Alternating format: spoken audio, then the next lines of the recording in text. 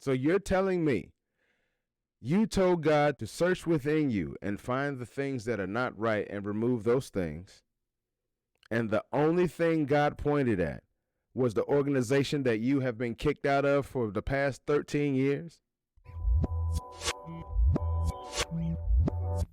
Peace and blessings. What's good? This is your boy Seven Inglewood's on right now in your zone, and this is another episode of Society Breakdown, where we do a little bit of a cultural analysis into the diaspora. And today is no different. So we've already been talking a little bit about the denouncements of people leaving their sorority or fraternity or organization du jour, right? And today is no different. So what we've got most recently is one brother by the name of Kwame Kilpatrick. You may remember him as the disgraced and former mayor of Detroit back in the early 2000s. He was actually in line with the likes of Ralph Nagy of Louisiana, the mayor of New Orleans, and Barack Obama at the time, of being, these were like some of the top names that were in consideration for being potential presidential nominees in 2004. So you can imagine the amount of prominence that this gentleman had and the fall from that grace that he unfortunately took as a result of, well, his own choices and his shenanigans. But this has nothing to do with those choices in particular. However, comma space, this does have something to do with the fact that this is once again a gentleman who is a part or was a part of an organization, and he chooses now, of all times, to decide to denounce. Well, let's go ahead and dig into what it is he's talking about. And I got there, and from the city of Detroit, and I just love the place. I love the people, and I still do. One of my favorite things to do was get with my then brothers of Alpha Phi Alpha Fraternity Incorporated. Okay. I pledged that year, and I mean that word pledged. I pledged in a lot of different ways. I said things like, Alpha would always, eternally, and indubitably be in my heart. That's what I said. I said that Alpha was the light of the world. And I pledged to Alpha Phi Alpha. I wore shirts with the Sphinx on it. I upheld a lot of Egyptology. That's part of and old ancient Egyptian symbols. Egyptology. I stepped. I was hazed, and I hazed myself. I brought terror to people. I would be curious to know what Egyptology he actually knows. When people say, again, people like to throw out words and just say things about things that they have a small modicum of knowledge of. They think that small modicum is the breadth of knowledge of the thing. That's what they call the Dunning-Kruger effect. And I don't think that this brother's any different in this aspect, but I could be wrong. Let's go ahead and continue. People.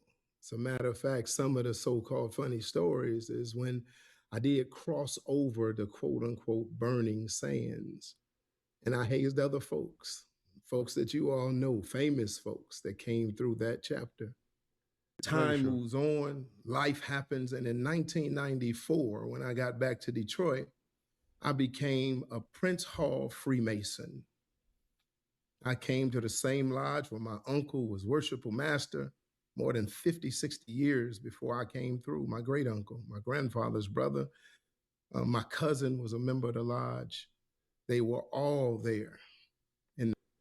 So once again, we're seeing a pattern. I mean, we've seen this in other videos and other breakdowns, but we're seeing what is already a pattern of somebody joining an organization. They're having other relatives and friends or associates who have already been in the organization. And now I'm certain that there's about to be some point where we're going to, because he's already talking about pledges and oaths and demons and altars. And so I'm sure that he's going to say at some point something along the lines of how he can no longer do the thing because the thing is an evil or demonic organization or something like that, and completely negating all of the work and community service and all this stuff that his relatives and friends and associates have done in the name and under the name of that organization. I'm almost sure that that's where this is going. I felt the brotherhood in that place. As I moved along in life, I matriculated into politics, and most of you all saw this part. In 1996, I ran for the state legislature. I was 25 years old. Nobody thought I could win. Y'all remember, some of y'all, I'm going, you can't beat me, Big Kwame. 300 pounds, I'm ready to roll. Let's get it. And I ran for elected office. I didn't know God. I was going to church, but I didn't know him at all. I didn't have a real understanding. And I just want to say real quick, this isn't to disparage people in the faith or in their organization or religion, belief system du jour, but I'm just saying it's interesting when black people get to a certain level or age or what have you, and they're talking about things about what they didn't do and how they do now, and I get it now because I'm guessing he's a minister of some sort. I doubt that he's been to seminary or any sort of theology school, but I'm sure he's a minister still of some sort. However that goes, amazing that so many ministers and pastors don't have theology degrees. But I digress. This ain't that conversation right now. Just wanted to say, I always find it interesting how they always seem to have this same solemn tone when they're talking as if they now have such a level of clarity, you see, when they are expounding upon their past. So that way, this new presentation of themselves seems almost honorable in a certain sense. And I don't know, I don't buy it. I never buy it especially when I see people, I just don't. I don't buy it because it's not like you do like that when you go into the grocery store. Do you talk like this when you are at the churches ordering a 2-piece with fries? And do you by chance have any sweet tea in the name? Like, so like I just wonder like why people don these acts, or these I don't know why they put on these airs or whatever it is to try to make them seem solemn all of a sudden, to make it seem like now they're in a space of solemnity where they can speak to you in such a way where now what they're saying has power, has merit behind it. So that way you have to believe it, right? Understanding of God's word at all. I didn't know a lot of scriptures. And I did it the way that I thought it should be done, watching the people before me. So I kept moving with all of these pledges and with all of these affiliations and with all of these things still working in my spirit. And I said I would be Alpha Phi Alpha till the day I die. Well, you said it. I died in the back of a prison chapel in El Reno, Oklahoma, at a federal correctional institution where a guy named Bruce Smith walked me through salvation. I was crying. It's always interesting. It is always interesting how many people have found their new introduction into their religion, or found their introduction into their religion through in a prison cell, or while they were in dire straits. Like, I mean, I'm not that I'm saying that people who have had a good life aren't also religious, but it's just amazing how many people who haven't had a good life or who have done some really bad or heinous stuff suddenly have become religious. You see what I'm saying?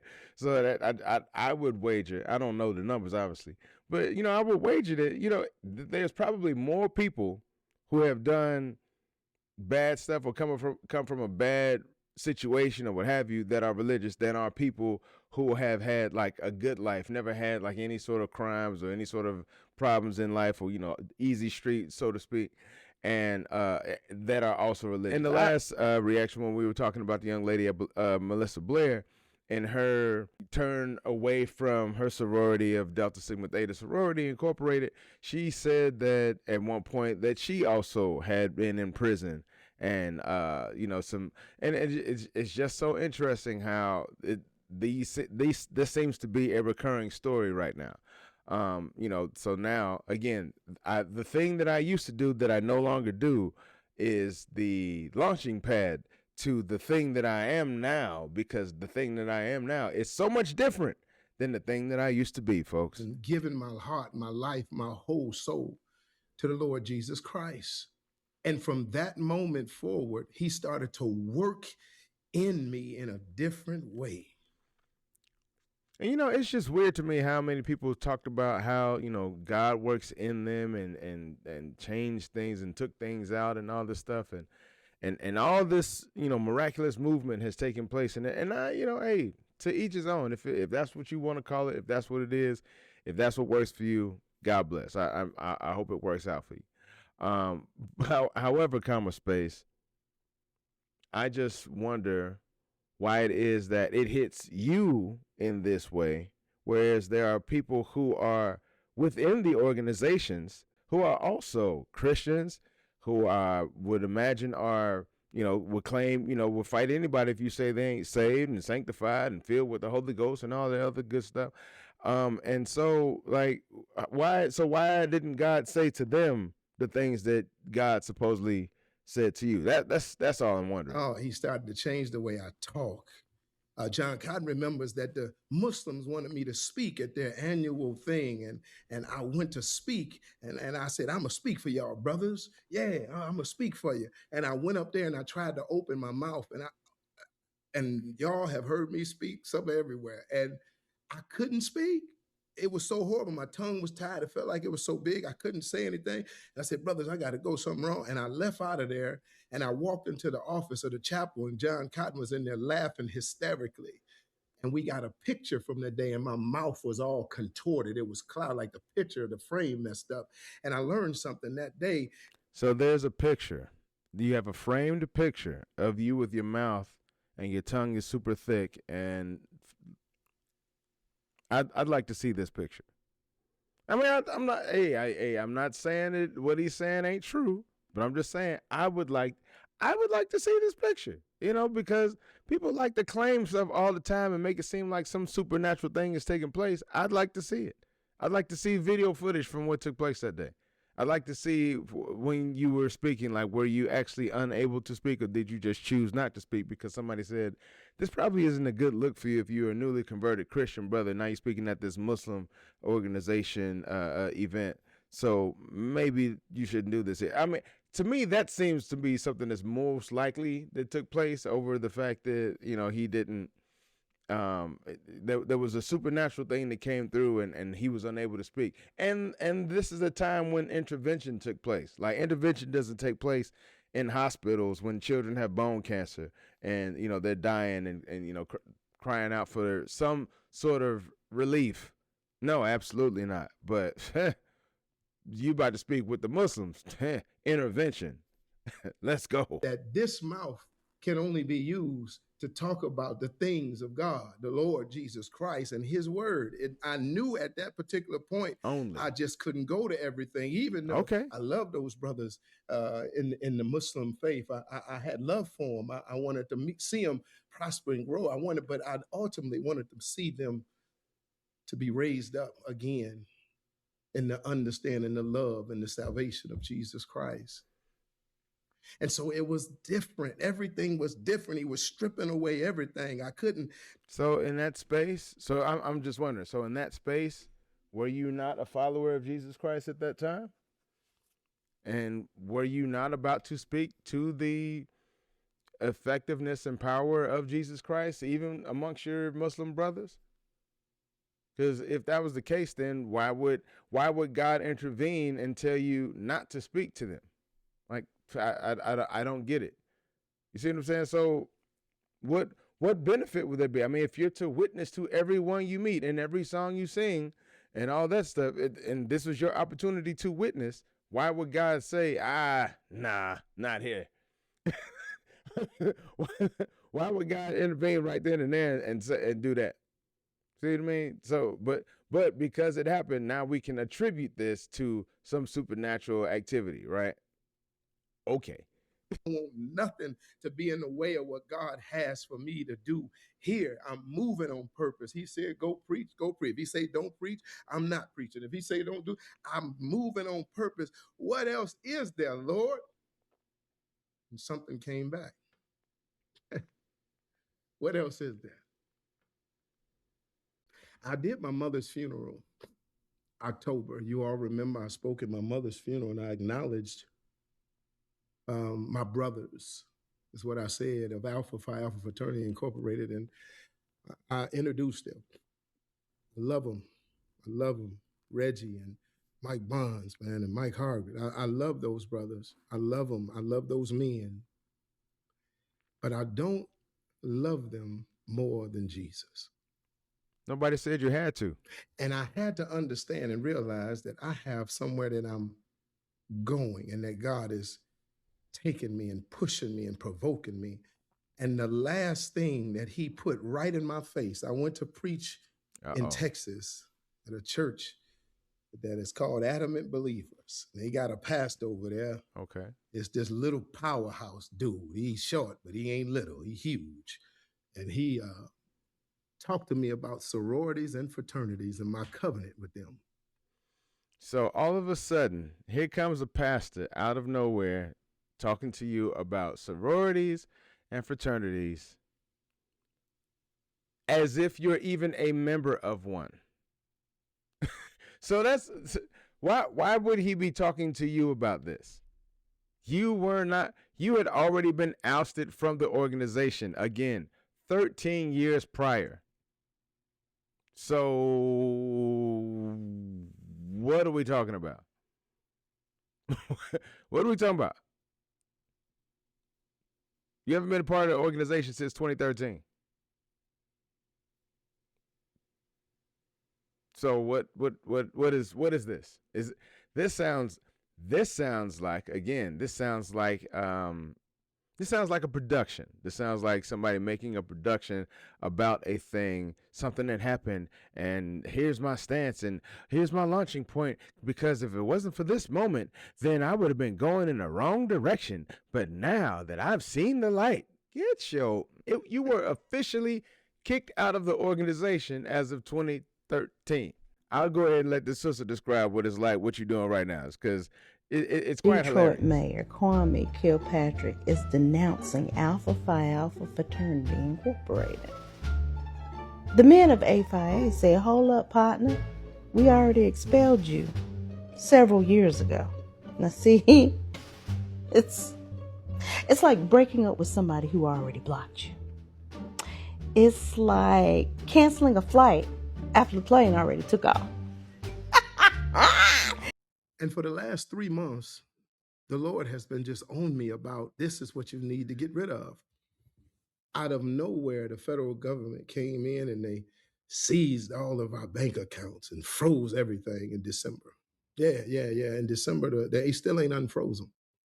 Froze all our bank accounts, made up a new figure that I owe. They just sent me a letter, said I owe 100,000. They said, what, 800? They put it all in your papers. All this stuff was happening.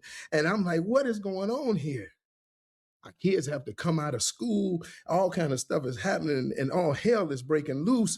And I'm like, Lord, what's happening? It was going so good. Things were moving. All things were happening. God was just opening doors and doing, and then all at once it's shut down. No, but seriously, I don't get it. Like, are you honestly sitting there trying to act like you don't know why any of these bills are coming your way? You don't understand. You don't get why they're saying that you owe $800,000 this and $100,000 that. You don't get it. You don't remember when you were mayor and you were spending money on not the city things. His administration unraveled in scandal, secret text message affairs, embezzlement schemes, and racketeering charges. By 2013, the hip-hop mayor was sentenced to 28 years in federal prison. Because the city remembers that. They have these things called receipts. And see, when you have receipts, then you can go back and look at how money was spent. And when you can see how money was spent, then you're able to see, therefore, kind heart, how those monies weren't diverted to city funds and city projects as they likely should have been. And to be quite honest, it makes sense when you think about it. that he would come out now doing the ministry or having some sort of ministry or something like that, having a entity, which is basically a business entity that is non-taxed. So yeah, that way you're allowed to collect funds as much as you want without having to pay any taxes on the funds that are collected. That's a perfect strategy for somebody who's been in prison, right? I mean, how many other people have been in prison that came out running ministries or being pastors and preachers? You ain't the first one. And I'm sure they probably all have had something like that in mind when they did that, when they thought about it. They were like, well, I can't go legit because now I got a felony on my record, and it's not like I can go work at McDonald's and Kinko's. It ain't hiring like that. So I may as well go ahead and go see what this nonprofit thing gonna do for me, because now I can collect innumerable funds and not have to worry about paying taxes on said funds. I mean, honestly, that's a brilliant strategy if you think about it. So, And I saw very clearly that it wasn't about the cozy love and relationship that I had with those brothers and the appreciation that I had for him. You got to understand, and I'm saying all of this because some of you won't leave something alone because of the relationship you have with the people that's still in it. When I was in a prison house and my sons didn't have birthday gifts, these men bought my sons birthday gifts. When it was Christmas time, they bought them Christmas gifts. When the lights went off on my then wife Carlita and the boys, they paid the light bill. You got to understand that there was some real connection in that brotherhood. But then God is saying, choose today whom you will serve. Here's the thing. At what point were you ever told to serve Alpha? Who told you that, like, you need to worship or like, where is the service? I mean, like, we are a service-based organization and we do help out our community. So sure, there is that. So are you saying that you no longer want to service your community and help out your neighborhood? Is that what you're saying? Because that's what we do. However, at the same time, there is no worship taking place. So you wouldn't be worshiping and or diverting your worship to the God of Alpha while in your heart really wanting to be devout in your belief towards Christianity. So I don't understand it. I don't understand this juxtaposition that you're drawing as if one is precluding you from being a part of the other. What is this? What is it? I mean, you can put your hand up and try to, do the hands up and try to look innocent and the solemn look and talk to my brothers and sisters in such a way that maybe they will feel the passion of what I'm trying to say. But you can do that all you want, but it's come across as straight up bullshit. I'm sorry, it just is. I'm not following it. I'm not feeling it. It's no. This, my friend, is coming across as garbage. And like you're trying to scapegoat Alpha for the things that you're doing, or you're trying to scapegoat Alpha as if like Alpha is somehow bad, but you haven't demonstrated in any sort of way why or how. And that's the same thing that I've seen in other people who have done their versions of denouncements, because that's ultimately what this is, just with many more steps. While he's just trying to create a juxtaposition of Alpha versus Christianity, as if the two paths cannot intersect, and which is weird because Emmanuel Cleaver, who is one of our state representatives, is a minister and is also a member of Alpha Phi Alpha Fraternity Incorporated. So I don't understand.